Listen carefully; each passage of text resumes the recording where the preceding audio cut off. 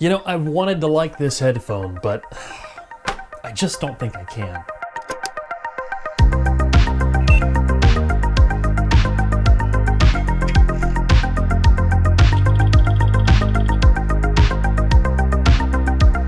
This is the Hi-Fi Man Edition XV, a $400 headphone they released not too long ago, though I know I'm a little bit slow getting this review out, that has been characterized for its smoother treble performance. Now, I have something to say about that, but first, let's talk about build quality and ergonomics, then we'll talk about sound quality, then I'll go over all my measurements and the frequency response. So, build. This thing is a Hi-Fi. Wow, big surprise. It's heavy. Again, with the coffee scale, it is 455-ish grams, which you ask me is straight up ridiculous for a headphone in 2026 or 2025. That's just too much. But at least that weight is well distributed. The pads are very large. They angle quite nicely. There's a really good suspension strap on top. As heavy as sin as this thing is, the ergonomics are actually pretty good. Hi-Fi did a good job managing all of that magnet in this headphone. Now, I think they probably could have shaved off some weight here and there with all the metal used, but I could be wrong. Maybe it's just all magnet making this thing heavy. Either way, let's make you nervous real quick by putting a caliper really close to the driver. These pads are about 27 millimeters thick at the thickest part, 48 millimeters wide, and a crazy roomy 90 millimeters tall.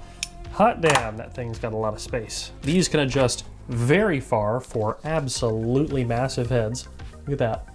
These are like, my ears are like up in the top of the pads now. They can get pretty small for pretty small heads also. I have to sit right in the middle, about probably 3-4 clicks down on either side. That feels pretty good. They have dual entry 3.5 millimeters on the bottom, and I actually had a little bit of problems with this one. On the right ear, I've had to wiggle it around a little bit because it seems to be a loose connection going on in there. Luckily, this unit was sent to me by the guys at headphones.com.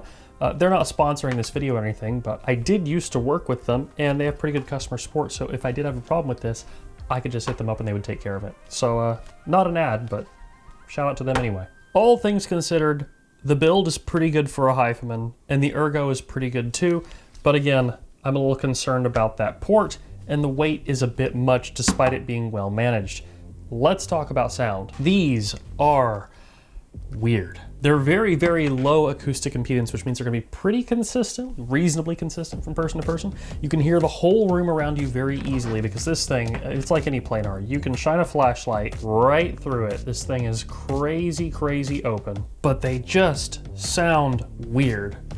In the mid-range and in the treble, there is lots of sudden, sharp, jagged peaks and dips. I'm doing like kind of a dolphin thing with my hand. And they end up being what I would call dark bright. They are mostly dark through the mid-range leaning into the treble. It makes them sound pretty mid-forward, but they are also bright and sibilant at the same time. I will say the low end on these sounded a lot better when I slightly broke the seal, and then instead of it being a bit more mid-forward, they just sounded a bit warmer. Maybe disconnecting one of the clips on the pads and putting a little piece of blue tack in there would help. By the way, I hate the connection method of these pads. It took me forever to get these reattached. It's these weird little clips on the inside, and these don't like to bend into place. It just sucks. Anyway, as a result of these weird bumps up and down, it just sounds wonky. There is a song by Woodkid called In Your Likeness, and I'll play a little bit of it here, where this brass and these strings start rising up and crossing over each other, and as they do so with this headphone, you hear them getting louder and louder.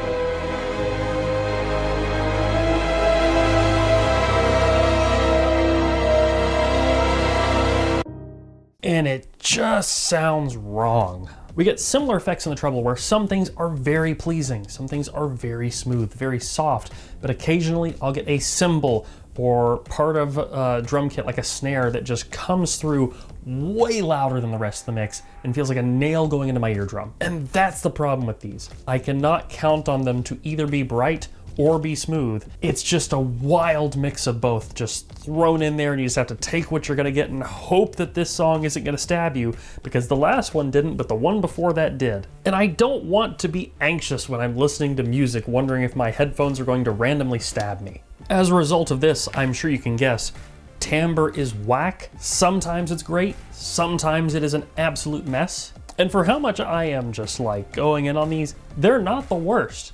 I have tried so many headphones worse than these. It's just the unpredictability of them that makes them bad for me. I want consistency. I want to sit down and be able to just enjoy my music and my headphones not get in the way of that. I don't want to hear the gear, I want to hear the music. And with these, I'm often hearing the gear. Before I rant and ramble too much more, let's talk about frequency response and all the measurements. But first, let's talk about our sponsor. Guys, I spend a lot of time at my computer, and that means ergonomics matter. This is my old chair.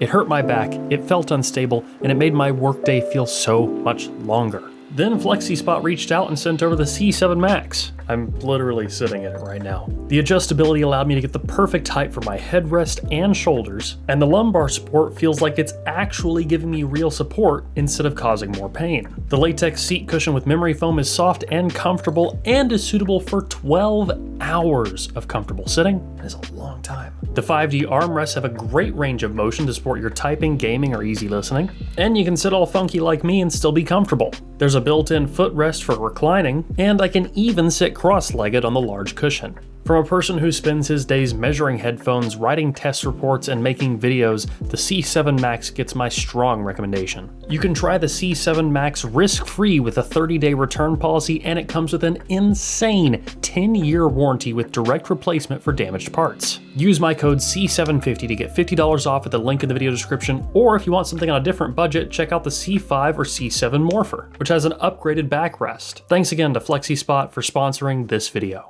Okay, time for frequency response. Yeah, that's, you can see what's going on, right? Okay, bass does roll off a bit more depending on the hats or Meyer system used. This is with the 5128, the 4128, and a Meyer setup. Up until around 300 hertz, decently linear, and then it starts sharp down, rise up, sharp down, rise up, sharp down, rise up, and we keep going like that up until about 2 kilohertz. That mid-range is chaotic and erratic. It goes really low, like 8 decibels down to a sharp dip, and then straight back up 8 to 10 decibels up to a bump.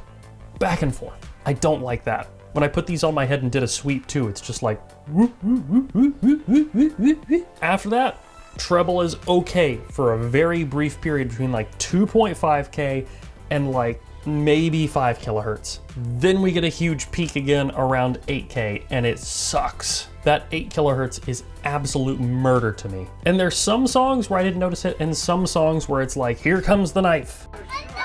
No! Above that, a bit more tame than the rest of the response, but still pretty erratic. No crazy sharp peaks. We have a little bit around 11K, a little bit around 16K, but more than anything, we have recesses in the upper treble. That is better than some headphones. Like the MM500 I thought was incredible all the way up until like maybe 12 kilohertz, 13 kilohertz before it had a bit of a peak. These are like the polar opposite. The upper treble, the air sounds fine. It's everything under that that's like, what's happening? Then here I have the left-right channel balance. This is the delta between the left and the right channel. It works. It's not the worst, but there is clearly a channel imbalance, and you can hear it. The thing is that these headphones also slightly dipped and peaked at different areas in the left and right channel. So with one channel, it would be starting to drop off on these dips like 100 hertz before the other channel, especially once we're getting into like close to like the 1K region. So when I'm doing a sweep, you hear woo, woo, woo, woo, woo, woo, woo, woo. Like these little like enactments I'm doing. It's like a whole thing. Either way, it's not the worst channel imbalance I've ever seen, but it was audible on this pair of headphones, and I'm not super for it. It's about 1.5 decibels, encroaching upon 2 decibels in some spots. There is one crazy big spike here around 8 kilohertz for the channel imbalance. You're probably actually not gonna hear that one as much as the rest. And that's more of a result of one of the headphones having a dip there, not the other headphone having a peak there. And that's where we're getting that sort of delta. As far as impedance go, these have linear impedance as long as the seal isn't completely broken, and then the impedance sweep shows a very minor bump there. I'm not worried about that. But what I can say is this headphone is not for me, not at all. Not at $400. Not at less than that even. This kind of reminds me of the AudioQuest Nighthawk, a headphone that did really strange things despite being kind of dark bright and ergonomically decent but still heavy. This is a modern reincarnation of the AudioQuest Nighthawk. which for some people is going to be an absolute blessing, and for some people like me, it's a little bit of a nightmare.